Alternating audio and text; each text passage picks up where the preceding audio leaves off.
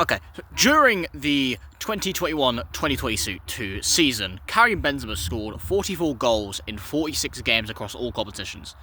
This had led to not only Karim Benzema winning the Bikini Trophy, which is the Spanish top goal scorer trophy in La Liga, but also he won the Ballon d'Or, becoming the oldest player since the great Stanley Matthews in 1950, roughly, to win the Ballon d'Or. Furthermore, this allowed Real Madrid to win the Champions League, overcoming teams like Man City in such spectacular fashion. If you were able to watch that season, you'll be able to understand how not only Carlo Ancelotti's tactics allowed them to best the likes of Pep Guardiola and Jurgen Klopp, but you'll also be able to understand that Karim Benzema was a very big focal point across the season. Now, what does this have to do with anything related to arousal levels or cognitive control? Well, once Real Madrid announced the departure of Cristiano Ronaldo in 2018 to Juventus, Karim Benzema became the focal star striker within the team itself. It took Karim Benzema 12, potentially 13 years since he signed from Lyon to head to Madrid, become the number one player option in that team, and then to win and to have not only a good enough season, but a good enough season to where he wins the Ballon d'Or, basically. He had not only the patience to carry himself across numerous seasons, but also he was such a prolific striker. He was able to deliver himself on the day each time so, consistently, that he was deemed, competent's not the right term for it, but he was deemed great enough to where he would get the most prestigious prize an individual can have in professional football. Now, today I'll be focusing on things such as, cognitive control, the overall impact of patience related to competitive Pokemon, because, this is a Pokemon video. Surprise, surprise. Don't know why it took 2 minutes to explain Karim Benzema, and just how different arousal levels may affect one person during the course of a competitive Pokemon match, and just esports in general. So, to explain what cognitive control is, it's defined as a system of process that maintains the ability of the individual to interact with the environment around him in a goal-driven manner through Kudo et al. 2018, because why the hell not? I like to throw my references in there, like an absolute ming-mong. Anyway, as I was saying, so there's certain goals that people will tend to drive towards. For Karim Benzema, it is the Ballon d'Or and, the Champions League for Real Madrid. For a competitive Pokemon player, it is, hey, I'd like to win the match, and I'd like to win the match comfortably. I'd like to eventually win a tournament and become a successful Pokemon player through there.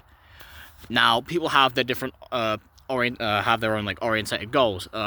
Some people might even take a step back from that and saying, hey, I'd like to secure the KO on this Pokemon so I can then break through with, let's say, my Mega Lopunny.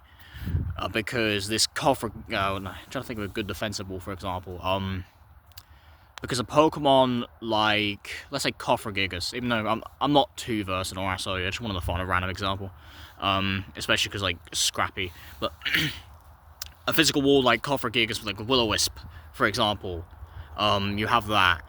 I like to break through this Gigas, which has been of absolute detriment to my entire team, and once I'm able to do that, I'll be able to use my Mega Lopunny to break through the opponent's, not only defensive cores, but also just clean through the entire team, given the fact that Lopunny is the win condition upon my team, after I've analysed that situation. And, yeah, eventually it'll lead to winning the match, potentially a set, potentially a tournament, depending on how things go. So, now, let's also, dial back even further. How am I gonna win? How am I gonna break through this Gigas? Well, that requires things such as, patience. Is you gotta chip down the Pokemon through, hazards such as Stealth Rock Spikes and, Toxic and stuff. Although Gigas does tend to run Rest or, Will-O-Wisp. No. Pain Split. There you go, Pain Split. Depending on the circumstances, depending on, each set it can run. But yeah, basically you want to chip it down, and eventually you allow, it's get in such a low position where you can effectively knock it out to allow for Mega Lopunny to set up a sweep, just for instance. This requires things such as, well, patience. Now, patience is often defined as like how are you willing to do something, like how much time it is willing to take to not only like complete a successful task, but the overall capabilities of you maintaining that focus, so you're able to win, so you're able to complete that task. Often that requires patience, and sometimes in a Pokemon game this can take either like 10, 20, 30 turns to 500. You never know, depending on the team archetype. This could be like you're playing stall versus stall, or you could be like ABR, who the win condition in this situation is a Swords Dance Skarmory. However, in the situation with Telly, you've got with ABR, you have to keep pivoting in and out and like to find the right opportunity to break through. Be like, hey, this is the time where I can click my Swords Dance on the Skarmory and potentially break through the team like Brave Bird. That sort of stuff requires patience. Now, not every game will be anywhere near the circumstances of ABR versus Telly, especially considering the fact that that game went on for over, there's not a 1,000 turn limit, but also not every game is going to go on for about 7-8 hours consecutively. That's just ridiculous, I'd say. Now, screw it. I'll reference the almighty Big Kentucky Chimpanzee man himself, Big Boy Blazerkin BKC, Kevin himself. BKC references patience in competitive Pokemon, and like a mindset, given how you're going to take your time to process a certain turn rather than like simply clicking with a set of buttons. This could, if you tend to click too quickly, you'll result in potentially making the wrong decision, which could cost your team very like dearly. And this could not only like deny yourself the opportunity to break through that Cofragigas in this example, but also you might lose the match by yourself because you've let a defensive Pokemon faint, and now their win condition, let's say it's like a Manaphy for example, will be able to break through and sweep your entire team because everything else is too chipped and nothing can deal enough damage back to where Lopunny will, where Manaphy will be able to sweep. So these all, it's like different like sorts of games. You've got to take your time related to each Pokemon set to make sure that you're able to, like, turn by turn, on a turn-by-turn basis, to, let's say, break through your position. If, let's say, you're just playing like a simple a competitive tournament match, you'll have 5 minutes on the timer to be able to think. Basically, you get a lot of leeway with the timer, and even then, some people just tend to not opt to run timers. Even though, like in SBL, for example, I think you can like force your forced timer, but I'm not too. To be fair, why am I saying that? Anyway, you have a certain like designated amount of time with like your turn-by-turn case basis, and you want to make sure you have the right sort of time and patience to carry out a certain sweep.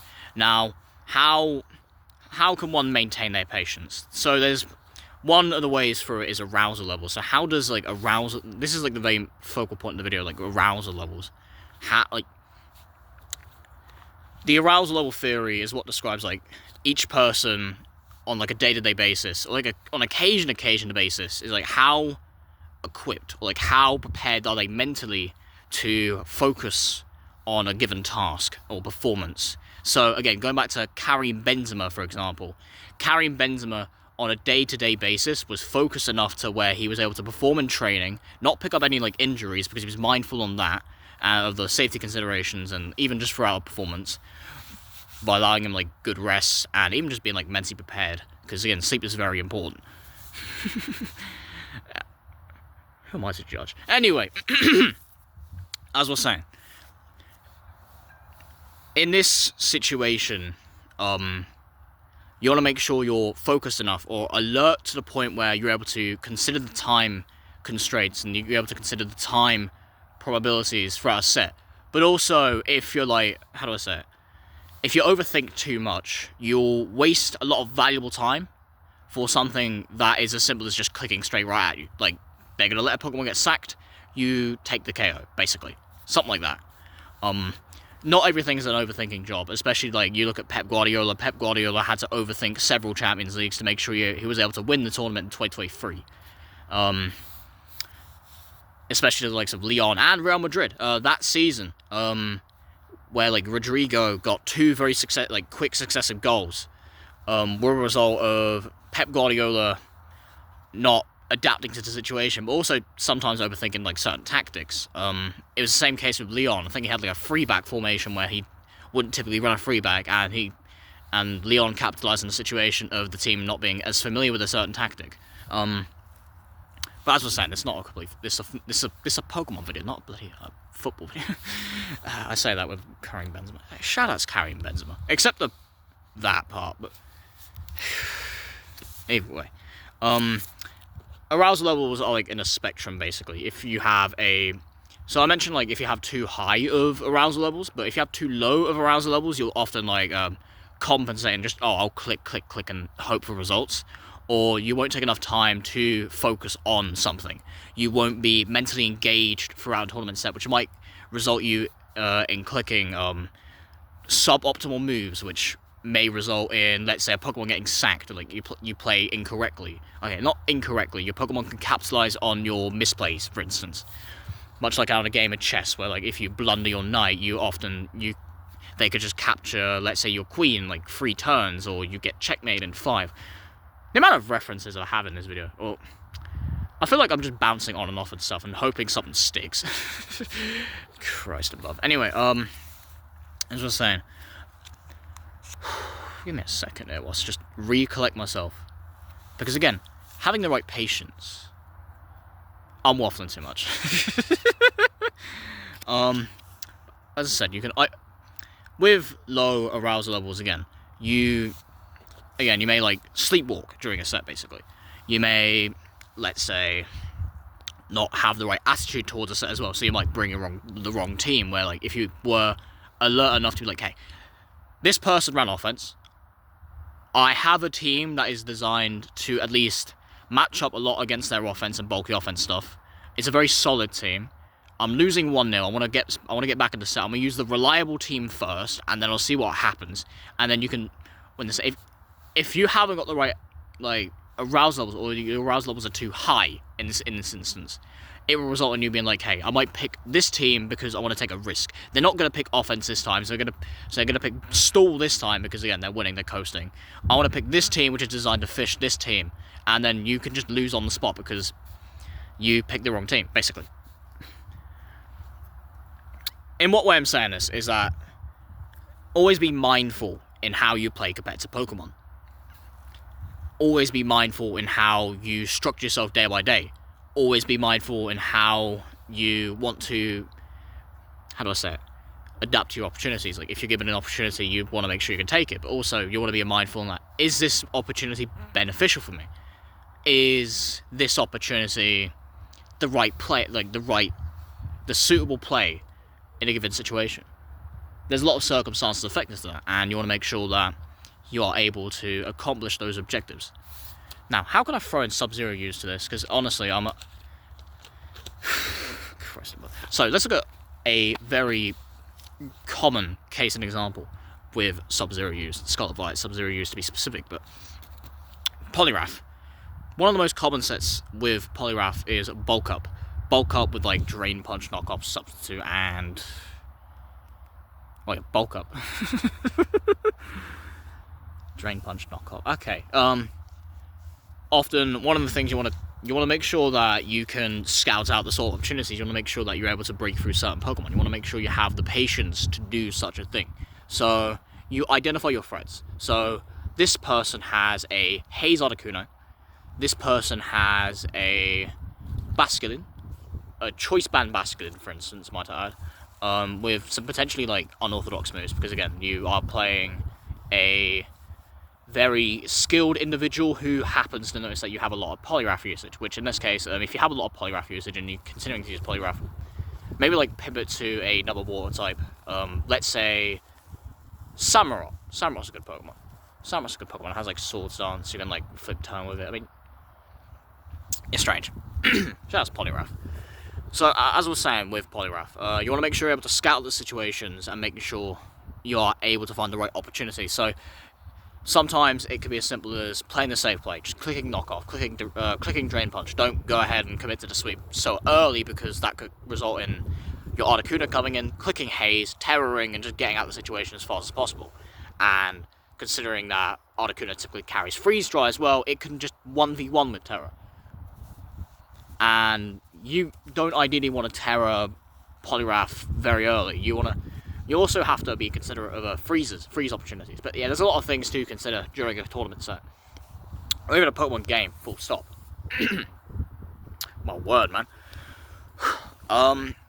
So another thing to say, for example, you want to make sure you have the right opening. So again, let's say besides the Articuno, they have a Basculin. You have a very good opportunity to open yourself up, open your Polygraph in, like switch in, because you have a water absorb, because Polygraph carries water absorb, and let's say Basculin tends to run mono water, and if not, there's like Head Smash with like Rock Head or adaptability depending on the situation. In those occasions,